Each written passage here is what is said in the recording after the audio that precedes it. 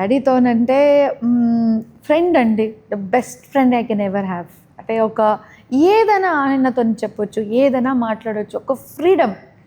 Okay, నీకు ఏది ఇష్టం, ఈ ఫ్రీడమ్కి ఇంకా మనము అంటే ఏమంటారు కంట్రోల్కి దెర్ ఇస్ అ డిఫరెన్స్. అంటే ఇప్పుడు మనం freedom okay that's nice, strict కూడా ఉండేటోడు, అట్లా ఏం లేదు. ఎన్ని గంటలకు వచ్చినావు, ఎన్ని గంటలకు పడుకున్నావు, నువ్వు అంటే కరెక్ట్గా తింటుందా లేదా, కరెక్ట్గా బట్టలు వేసుకుంటుందా లేదా, ఫ్రెండ్స్ ఎవరున్నారు, అవంతా తెలుసుకొని అప్పుడు ఫ్రీడమ్ ఇచ్చేట. ఓకే. సో ఆ చెప్పడానికి కూడా నాకు ఆ స్కోప్ ఉండే ఆయన దగ్గర. ఏదైనా తప్పు చేస్తున్నా కూడా చెప్పేటోడు, తిట్టేటోడు, అది ఏం లేదు, ఒక తండ్రిగా అట్లా ఉండేది. కానీ దాంతోపాటు ఈజ్ టు బి లైక్ తిట్టిన తర్వాత కూడా సరే ఓకే కూల్ నో ప్రాబ్లం, ఇట్లా ఇట్లా సరదాగా ఉండేటోడు. I use to sing songs. నేను ఈ పాట పాడడం కూడా ఆయన దగ్గర నుంచి నేర్చుకున్నాను. So we use to have good fun. So Bhadra Reddy గారు వచ్చి అంటే భద్ర వచ్చి నీతో పెళ్లి చేద్దాం అనుకుంటున్నాడు, ఆయనకు తెలుసు కదా నీ గురించి అని అట్లా. అవును సో తెలుసు కదా నీ గురించి అంటే అంటే వాళ్ళ ఇది వేరు. అవును, కల్చర్ వేరు, నా కల్చర్. ఇక్కడ ఏంటంటే మనం ఓపెన్గా డాడీతో మాట్లాడుతున్నాం. సో ఫైనల్గా మై ఫాదర్ డిసైడెడ్ ఒక్కసారి వెళ్ళి మనం చూద్దాం. అంటే ఆ టైంలో జనరల్గా థాట్ ప్రాసెస్ చెప్తున్నాను. Yes ma'am. బాయ్స్ ఫ్రమ్ మంచి ఫ్యామిలీలో ఎట్లుంటారంటే వాళ్ళకి పాత లైఫ్లో చాలామంది గర్ల్ ఫ్రెండ్స్ ఉండడం కానీ లేకపోతే వాళ్ళు టాంట్రమ్స్ అట్లా ఉంటాయని అనుకున్నారు.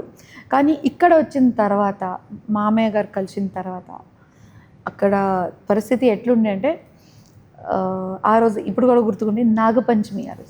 ఎందుకంటే ఆషాఢ మాసం అయిన తర్వాత ఫస్ట్ మన పండుగ వచ్చేసి శ్రావణ మాసంలో నాగపంచమి. అండ్ మా ఫాదర్ పేరు నాగకుమార్. ఓకే.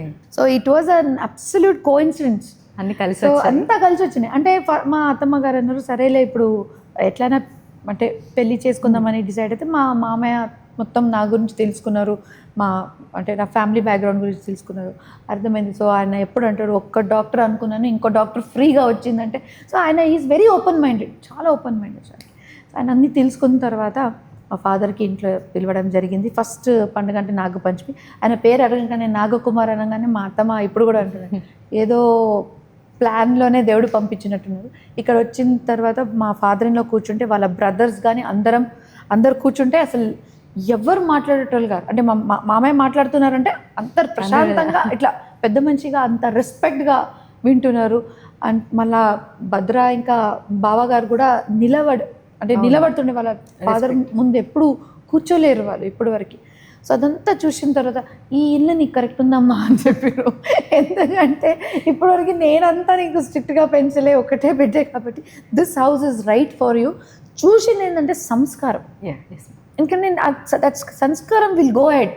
నన్ను కానీ నా పిల్లల్ని కానీ చాలా మటుకు నేను చేంజ్ అయిపోయినా ఫ్రమ్ దేర్ టు ఇయర్. పూణేలో ఉండే ప్రీతి సరే అక్కడ కూడా డెడికేటెడ్గా పనిచేసేదాన్ని, but it was like a different thing. ఇక్కడ వచ్చిన తర్వాత ఒక తల్లిగా నాకు మా అత్తమ్మ దొరికిరు, అంటే ఒక ఫ్యామిలీ నాకు దొరికింది అనమాట. అక్కడ అమ్మ లేరు, నేను డాడీ ఓకే, ఏదో మనం చిన్న ఫ్యామిలీ, ఏదో ఒకటి వండేటోడు, ఏదో ఒకటి తినేటోడు, బోర్ అయితే బయటికి పోయి తినేటోడు, అట్లా ఉండేది మేమిద్దరం ఫ్రెండ్స్. ఇక్కడ వచ్చిన తర్వాత ఒక ఫ్యామిలీ సెంటిమెంట్స్, ఒక టుగెదర్నెస్, అందరం కలిసి మనం ఎట్లా తినాలి, అదంతా ఇక్కడ వచ్చిన తర్వాత ఇంకా ఐ వాజ్ మిస్సింగ్ దిస్. నా లైఫ్లో ఇది కావాలని అనుకుంటుంటే అది నాకు ఇక్కడ ఈ ఫ్యామిలీలో ఇక్కడ వచ్చి నాకు అది మంచి ఫీలింగ్ వచ్చింది. మా ఆడపడుచు కూడా అసలు భద్ర కన్నా ఎక్కువ నా సిస్టర్ లాగా తను బిహేవ్ చేస్తాను. ఓకే. సో నాకు అదంతా వీళ్ళందరూ మళ్ళీ నన్ను బట్టు పెట్టడానికి దీనికి వచ్చారు. They came to Pune. అంతా ఓకే అయిపోయిన తర్వాత మా మామయ్య బట్టలు పెట్టడానికి బట్టు పెట్టి ఇట్లా ఇది చేసి పెట్టి కదా అప్పుడు వచ్చారు. మామయ్య అంతా మొత్తం ట్రైన్లో ఒక 10-12 మెంబర్స్ అందరూ వచ్చారు. అక్కడ కూడా ఈవెంట్ జరిగింది. మా ఫాదర్ ఆల్సో కూడా వాళ్ళకి నచ్చినట్టుగా ఒక చిన్న ప్రోగ్రామ్ ఏర్పాటు చేసిండు. మా కల్చర్ టోటలీ డిఫరెంట్ కదండి. నేను పూణే బ్యాక్గ్రౌండ్, మరాఠీ బ్యాక్గ్రౌండ్, మళ్ళీ కానీ మా mother tongue Kannada. Okay.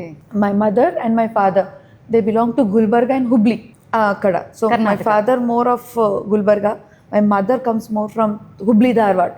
So వాళ్ళు ఇక్కడికి వచ్చి so it was a beautiful thing. వాళ్ళు కూడా మమ్మల్ని చాలా కంఫర్టబుల్గా చేశారు. మా ఫాదర్ మిడిల్ క్లాస్ బ్యాక్గ్రౌండ్, డాక్టర్గా, upper middle class, doing good, happy.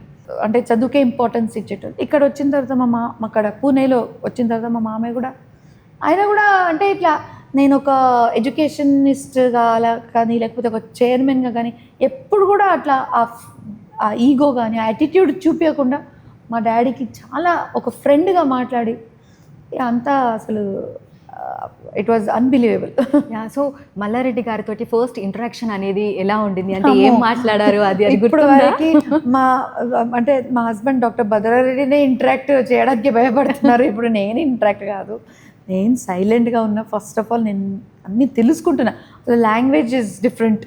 అందరూ ఇప్పుడు హిందీలో అయితే అందరు మాట్లాడలేరు కదా, ఇప్పుడు నా కోసం అందరూ తెలుగులో మాట్లాడుతున్నారు. కానీ నేను ఆ రోజు ఒక డిసైడ్ అయినానంటే లేదు, ఈ ఫ్యామిలీలో నేను ఎప్పుడు బయట దానిలాగా కాకుండా ఒక్క ఫ్యామిలీ కోడలుగా అనుకోవాలంటే నేను I have to learn everything. అంటే నా పాస్ట్ అంతా పక్కన పెట్టు, రెస్పెక్ట్ ఫర్ ద పాస్ట్, దాంతోపాటు ఆ ఫ్యామిలీలో నేను ఈమె వాళ్ళు గర్వంగా చెప్పాలి రేపు ఈమె మా కోడలని. సో వాళ్ళు ఎక్కడ కూడా మొహమాటం పడకూడదు. ఏమంటే ఇప్పుడు బయట నుంచి వచ్చింది, లేకపోతే వాళ్ళ తగ్గట్టుగా లవ్ మ్యారేజ్ చేసుకొని వచ్చినాం, అట్లాంటి ఏది థాట్ రావద్దని నేను లేదు. వాళ్ళకి ఎక్కడ కూడా ఆ ఫీలింగ్ రాకుండా చూసుకునే బాధ్యత నాది.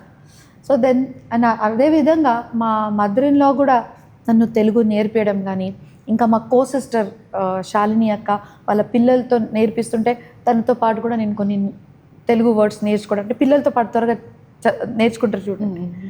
సో అట్లా ఒక్కొక్కటి స్టెప్ బై స్టెప్ అట్లానే మంచిగా, అంటే it was a good feeling.